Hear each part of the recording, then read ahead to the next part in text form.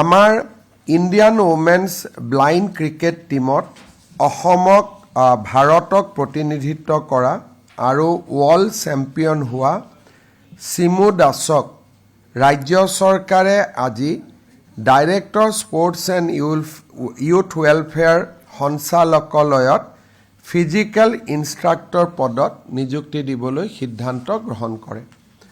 আপোনালোকক আমি চিমু দাসৰ বিষয়ে ইতিমধ্যে চৰ্চা কৰিছোঁ।